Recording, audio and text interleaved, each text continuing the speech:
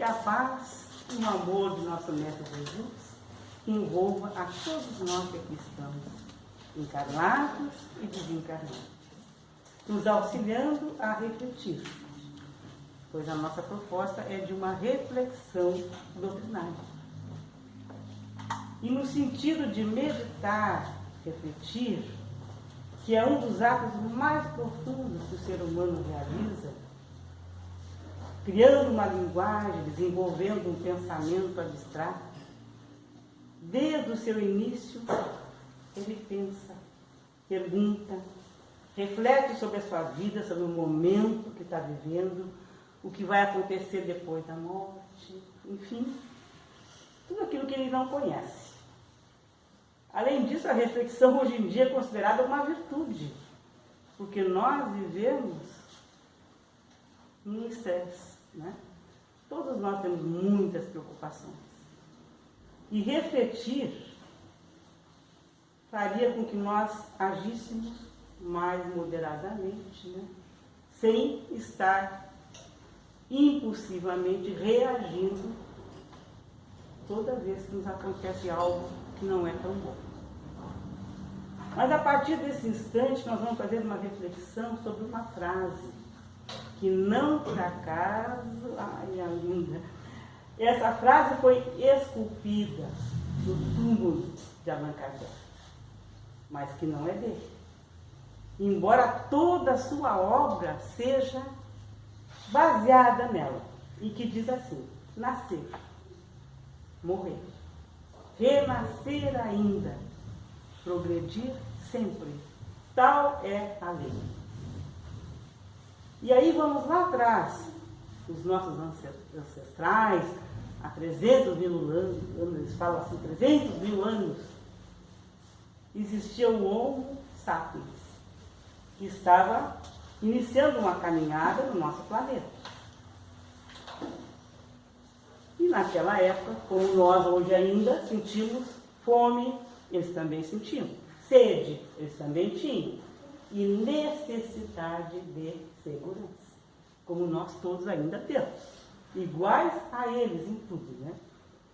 Ao sentirem fome, eles saíam para caçar. Pescavam e coletavam os frutos, alguns saborosos e alguns que podia até matar. Então eles iam com muito cuidado, né? Arriscando, experienciando. Eram conhecidos como nômades, porque eles tinham que sair para caçar, buscar um rio, né? Então eram nômades, não tinham um lugar fixo. Necessitavam de segurança, então eles tinham que se abrigar. E aos poucos foram aumentando as suas necessidades biológicas, principalmente, e aí começaram a construir abrigos. E dali desses abrigos, que os protegia das intempéries, né? Dos animais ferozes, eles foram observando, refletindo e descobrindo como podiam viver melhor, buscando o quê?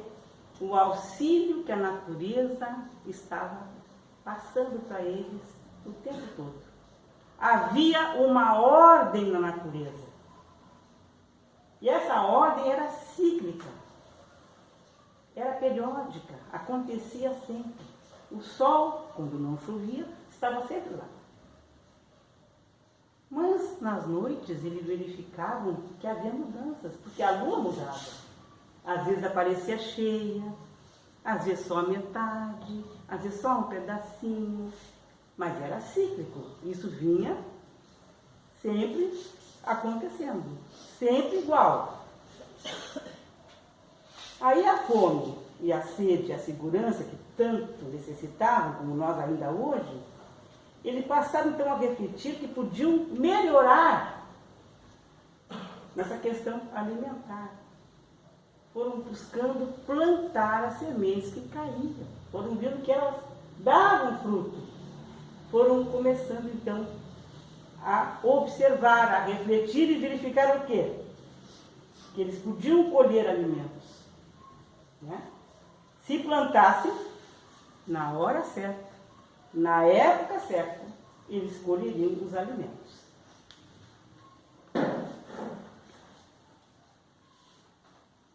Plantando, cuidando dos animais, aqueles mais submissos a eles, eles verificaram que uma vez por ano os animais davam cria. E foram formando os seus rebanhos. Tudo isso através da reflexão, da observação.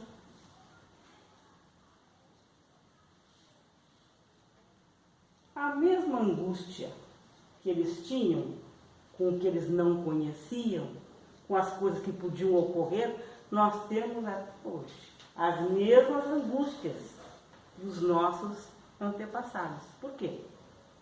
Ao lado de alguém que aos 2 aninhos, após uma enfermidade, morre. Morre uma senhora aos 96 anos sem enfermidade alguma. Por quê? Nós ficamos nessa angústia. Ficávamos até conhecermos a doutrina espírita, que nos esclarece, que nos orienta. Ao lado de alguém que teve uma vida razoavelmente tranquila, vive alguém que sofreu o tempo todo, sofre até hoje. Uma família com 3 filhos, sadios, casaram bem, estudaram, tranquilos. Existe ali no vizinho uma família com 3 filhos que morreram os 3 em um acidente. Por quê? Então, observando, refletindo, chegamos a uma conclusão. Existe uma desigualdade de destino. Cada um de nós tem uma destinação. Mas por quê? Né?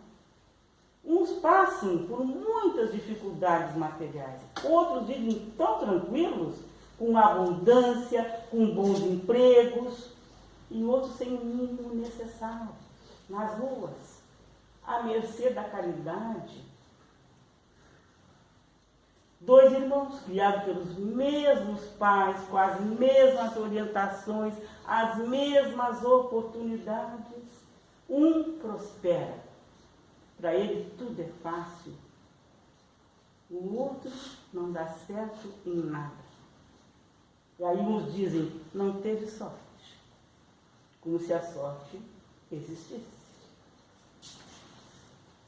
Nós então precisávamos e estamos sempre à procura de explicações, porque isso não tem lógica, né? Não existe lógica. Por que para um está tudo certo e para outro está tudo errado? Onde é que está a lógica? De tanto refletir, de tanto pensar, o homem chega a uma conclusão sábia. Essa natureza perfeita, tanta coisa linda que aqui existe. Nós, seres perfeitos. Essa engenharia genética que fez a todos nós é perfeitíssima. Tudo funciona direitinho. Porque aí chegamos à conclusão. Existe um Criador, que é o nosso Pai, que é o nosso Deus. E tem outros nomes que o chamam. Mas existe um Criador de tudo. E aí, nós chegamos a uma outra conclusão. Existe um Criador, mas há uma diversidade nos seres humanos. Porque nós avançamos no domínio da matéria, na tecnologia, na materialidade, mas não avançamos no conhecimento espiritual, na moralidade e muito menos na caridade. A maioria de nós encarnados ainda nutre e crê em propostas religiosas que são infantis, que prometem o céu, até uma cadeira estufada, acho que assim, cheia de ouro, né? Os melhores, né?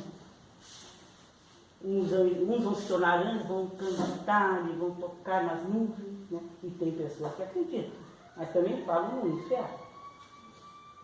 Nós não pretendemos ofender ninguém, mas cada um com a sua convicção. Porque todos nós vamos buscando e vamos encontrando os esclarecimentos. Depende de nosso esforço em aprender, em buscar, em compreendendo, aceitar ou não. Mas em 1857, seres muito mais evoluídos que qualquer um de nós, todos nós juntos, não formamos nem um pedacinho deles, eles chegaram a uma decisão. Vamos auxiliar essa turma? Vamos. Então, eles nos disseram que a vida é cíclica. Existem ciclos. Existe o ciclo da vida do espírito imortal. E novamente aparece a frase: nascer, morrer, renascer ainda. Progredir sempre, sem cessar. É a nossa vida. Ela é periódica. Nós vamos e voltamos. Sempre. Anotemos então na nossa cabecinha. Pode estar tudo muito difícil, ruim, mas tudo tende e vai melhorar. Porque nós vamos progredir sempre.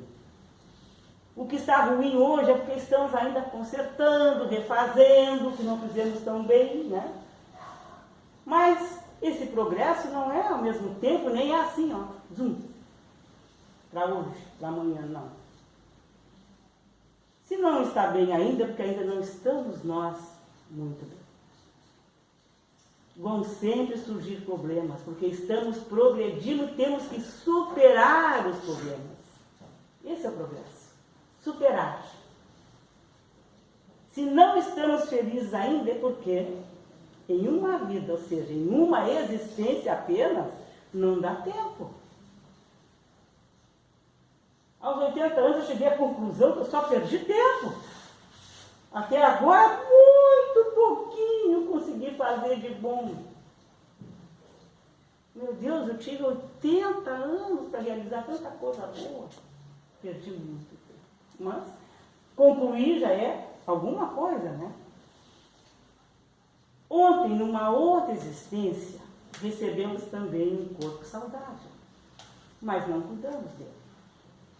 Nós o estragamos através dos nossos vícios. Hoje está aí a droga dominando.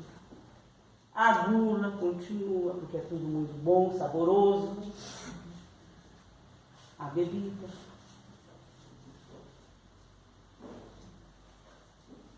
Outro veneno grave é o falar mal, a maledicência. Não é só o que ingerimos, é o que também sai da nossa boca. Nos faz mal. Estragamos nosso corpo e agora chegamos nessa vida com um corpo frágil. Cheio de problemas que nós registramos. Precisamos aprender a viver na matéria. E essas experiências todas que estamos vivendo aprimoram nossos espíritos eternos e imortais. Portanto, vamos aprimorando, porque é cíclico. Nós, a grande maioria ainda grita e se revolta na hora da colheita. Mas não reflete na hora do plantio. Não pensa o que plantar, quando plantar. Matamos o corpo, mas continuamos vivos. Portanto, eis por que nossos destinos são tão diferentes. Por que a minha vida não é igual à tua? Né? Porque eu plantei coisas diferentes de você.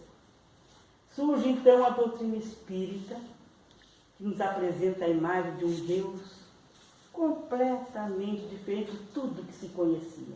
Um Deus justo, amoroso, misericordioso e infinitamente bom. Deus não decide por nós porque Ele nos dá o livre arbítrio. Somos nós que fazemos as escolhas. Não podemos culpá-lo de nada. Mas Deus está sempre a nos orientar, nos dá um anjo de guarda, a quem nem quase nunca agradecemos a presença, que é Ele quem nos lembra aquilo que esquecemos. A gente acha que a gente que foi muito esperto e achou, não. É aquele anjinho da guarda do nosso lado, está nos mostrando onde é que nós deixamos alguma coisa, onde é que nós perdemos alguma coisa e vamos ficar. Então Deus não decide por nós, mas vai nos orientando, nos dando esse anjo, esse benfeitor amigo.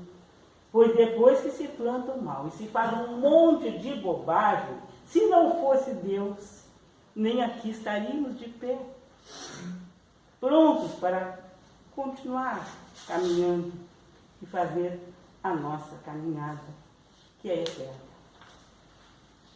Mas o que nós estamos fazendo realmente por aqui?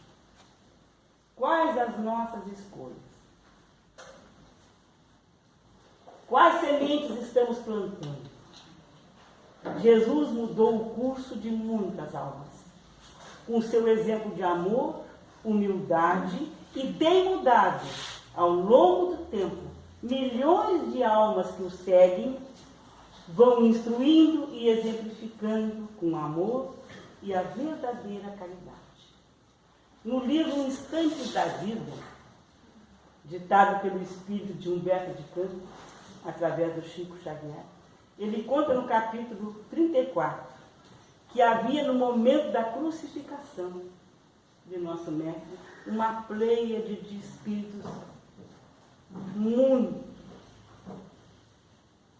escalão altíssimo da área crística, ao lado do nosso Cristo, e aquela luz lindíssima que saía do corpo de Jesus e irradiava.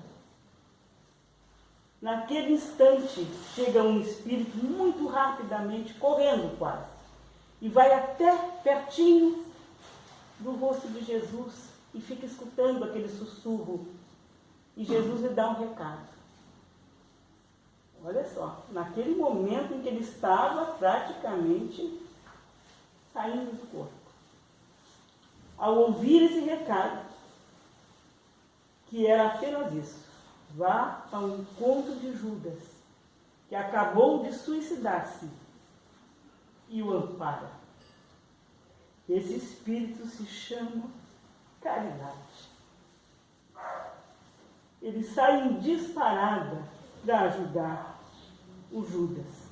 E nós perdoaríamos a quem traiu a nossa confiança? Novamente nesse livro Instantes da Vida, no capítulo 19, que diz assim: Jesus e Simão Pedro. Há uma passagem lindíssima, onde Jesus pede a Simão Pedro, porque ele tem que fazer um outro socorro ali perto. Jesus foi chamado para socorrer uma família, e pede a Simão Pedro que atenda aqueles publicanos que estão chegando ali. E Jesus nota o olhar de aflição. São homens poderosos daquela sociedade, comerciantes, né? Tinha um muito rico, mas que o peso do remorso de não ter feito bem, aquela riqueza toda não adiantava de nada, porque ele roubou, ele trapaceou para ficar rico. Então o remorso estava ali na sua mente, e Jesus já estava captando tudo isso. Então pede a Simão Pedro que ampare, que oriente com amor aqueles publicanos, com a verdade. Mas Simão ouviu só a verdade, a palavra a verdade. Ele pega aqueles três que estão ali, na casa do caminho, que era a casa dele, e começa com um comerciante.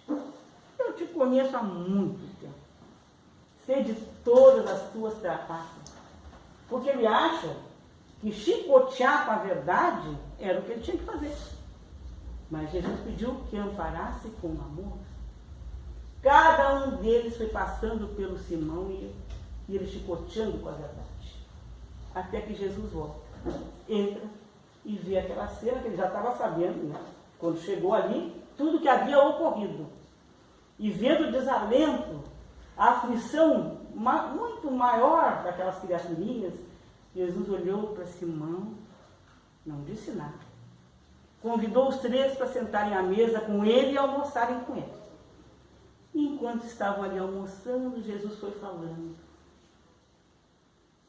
de misericórdia, de perdão a si próprio, de amor, de caridade que eles poderiam continuar fazendo, resgatando os erros que possivelmente pudessem ter cometido. E aquelas criaturinhas saem aliviadas, quase que felizes por terem uma nova oportunidade. E Jesus, no final, olha para Simão e diz assim, com quem diz, não entendi, nem fala, né? Só olha. Aí Simão vem e diz assim para ele, se fosse para falar com tanto carinho, com tanto amor, com 3 cafajestes, o que sobra para os bons? A resposta de Simão, onde Jesus apostou todas as fichas de Simão, que se tornou o melhor do cristianismo. Porque Jesus olha para ele assim, Simão, eu te pedi para falar com amor, amparar, esclarecendo com amor. E Simão cai num choro convulsivo, porque se dá conta. Então, meus irmãos, Emmanuel nos diz que o desafio do Evangelho é uma obra de seres como nós, imperfeitos, que querem se tornar anjos. Todos nós queremos ser anjos. Chegarmos à angelitude. Trabalhando com Cristo é vencer nossas próprias imperfeições, que ainda temos inúmeras. Mas, continua Emmanuel, que o exemplo é a melhor forma de educar. Precisamos, então, ser bons, tolerantes, amáveis, pacienciosos, porque o ter é só o ter enquanto aqui estamos. Nada vai junto de nós, porque só vamos levar conosco aquilo que dá para levar. O que temos de bagagem, que não pesa nada na mala. Mas vai pesar muito, porque são o que se fez de bom, o que se fez de ruim. Porque o resto que fica aqui é tudo emprestado, tudo aqui. Eu tenho meu carro, minha casa, nada é nosso, minha gente. Até porque continuamos pagando impostos. Nada é nosso, fica tudo aqui, né? E aí vem de novo a frase, é a lei. Nascer, morrer, renascer ainda e progredir sempre. Tal é a lei. E eu digo a vocês, que numa próxima encarnação, que nós possamos nos encontrar. Como seria bom ver esses rostos amigos e lembrar de tudo que aprendemos e de algumas coisinhas que, graças ao nosso Pai e graças a Jesus, colocamos em prática. Porque se não fossem os exemplos, minha gente, se não fosse essa turma tudo nos auxiliando, o que teríamos feito até agora? Muito menos do que já fizemos. Né? Se alguma coisinha fizemos é porque tivemos orientação, tivemos quem nos desse o exemplo. Às vezes, minha filha, as mãezinhas que vêm aqui, a Marinês conhece quase todas, e o Vitor, elas nos dão um exemplo de humildade, de submissão às leis divinas. Elas não se queixam mais. Elas aprendem, né, Marinês? Elas fazem perguntas. Elas sorriem até, às vezes, brincam com a própria situação em que estão vivendo. Porque aprenderam muito mais do que qualquer um de nós, que nós temos a nossa casinha, que nós dizemos que tudo é nossa, né? A nossa caminha, o nosso pratinho de comida. E elas, às vezes, não sabem se vão comer amanhã, se vão ter o que dar para os filhos. Mas uma coisa eu digo a vocês, como é bom morar nesses lugares que elas moram. Ali existe solidariedade. O que tem pouco divide o pouquinho que tem com o outro que não tem nada. Enquanto aquele que tem muito prefere colocar tudo no lixo. E as gurias lá do lixão me dizem: Dona Doroti, o que chega de coisa boa, dá uma festa. No final do ano, depois que a gente já arrumou, já lavou, a gente faz um Natal diferente para essas mães aqui, para as nossas próprias funcionárias. Por quê? As pessoas não querem se envolver, né? Não querem que daqui a pouco alguém bata na sua porta para pedir alguma coisa. Nós ainda estamos nessa. Podemos sair dessa? Se quisermos. A vontade é nossa, o tempo é nosso, a pressa também é nossa. Mas nós precisamos ter pressa. Deus é tão bom que Ele nos dá o tempo que quisermos. Mas essa oportunidade não dá para perder. Vamos, quem sabe, pensar um pouco, refletir mais um pouco, ler muito, porque lendo nós vamos conhecendo e conhecendo nós vamos aprendendo. E assim a gente vai buscando. Que Deus nos ampare, nos proteja, que Jesus continue guiando a todos nós com o seu exemplo. E nesse mês que entra amanhã, ele é o aniversariante. E no dia 21 a gente possa ter muitos brinquedos. Que a torta que o Sr. Juarez vai dar possa adoçar a boquinha dessas crianças, dessas mães. O cachorro quente que a Anaí vai fazer sacia a fome. E que possamos todos aqui dentro orar, como temos feito, a prece do nosso Mestre. E agradecer, como estou agradecendo neste instante, por essa oportunidade com vocês. Que assim seja.